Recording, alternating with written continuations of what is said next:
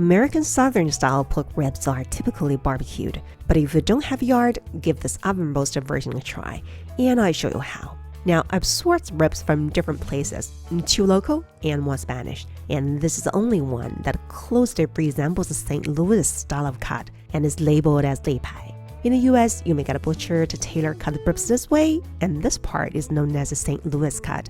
In China, ribs are usually cut this way, and this section is where lei pai is located, and it's the most expensive part.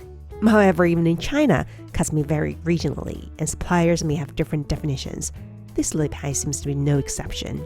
Anyway, I have 1.2 kilograms of ribs here, but we want to be using all of it. Rinse them in water several times until the water becomes clear. Use paper towels to pat them really dry, and then we're going to trim them a little. Feel toward one side of the meat where the bone ends. Then just cut it off along the line. We want to use a flap, but save the meat for cooking. Trim off excess meat to make it look nicer. Get rid of the layer of membrane. This cut hides quite a bit of fat under membrane, so trim some of it off too.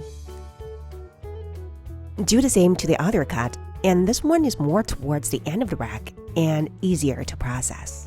Now let's make a dry rub. In a bowl, add 1 tablespoon of garlic powder, 1 teaspoon of smoked paprika, 1 teaspoon of chili powder, 1 teaspoon of cumin powder, 1 teaspoon of freshly ground black pepper, 1 teaspoon of dry oregano, 2 tablespoons of brown sugar, and 1/2 teaspoons of fine sea salt.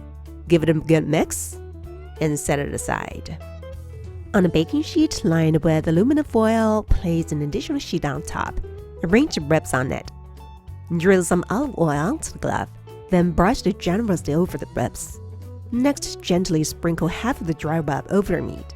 Gently press the rub onto the meat with your hand to ensure it adheres.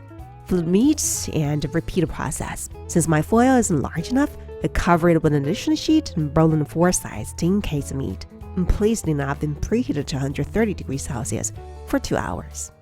Meanwhile, let's whip up a barbecue sauce. In a measuring cup, pour half a cup of ketchup, 3 tablespoons of brown sugar, 1 tablespoon molasses, 1 tablespoon garlic powder, 1 teaspoon of smoked paprika, 1 teaspoon of ground black pepper, half teaspoon of sea salt, and 3 tablespoons of apple cider vinegar. Mix thoroughly. If you have Worcestershire sauce, you can optionally add about 1 tablespoon. Give it a final mix. The sauce should have consistency like this.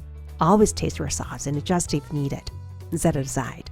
When the time is up, take the ribs out of the oven. Unfold the foil from the sides. Be cautious when removing the top layer. It's piping hot. To check for doneness, insert a toothpick between the bones. If it glides through without obvious resistance, it's ready for the next step. Now, carefully transfer the ribs onto a clean piece of parchment paper. They should hold together as a whole without falling apart or breaking, indicating they are baked to perfection. Transfer the flavorful juices to a clean bowl. Peel off the used foil layer. And by the way, the juice is packed with flavor and it can be used for cooking, so don't discard it. Next, place a new piece of foil on the baking sheet. Brush the ribs with the barbecue sauce. Apply a few coats to each side. Then transfer the ribs back onto the baking sheet. Now, you don't have to change the sheet, but this extra step will minimize the burnt spots on it in the end. Bake it in the oven cranked up to 230 degrees Celsius for 4 minutes. Take it out, carefully flip the sides. Generously brush the top with the barbecue sauce a few times again, and return it to the oven for another 4 minutes. Repeat the process. Now, you don't have to flip the sides twice like I do here, but make sure the meaty side faces up in the end, because, well, it looks better. For the last round, bake it for 5 to 7 minutes, or a little longer if you prefer a darker and drier surface. It's best to cover it with a foil and let it rest for 10 minutes before serving. But hey, who can resist the temptation? Depending on the cuts, the ribs can be juicy.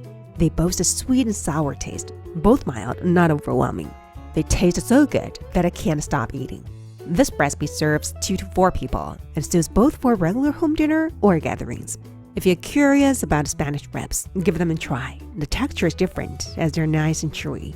If you're fond of cartilage, you may find some pieces perfect for chewing. In China, ribs usually come sliced and are cut shorter than this tailored cut, but you'll still be able to enjoy a tasty treat. Okay, that's it for today. Subscribe, like, and share if you find it helpful. See you next time.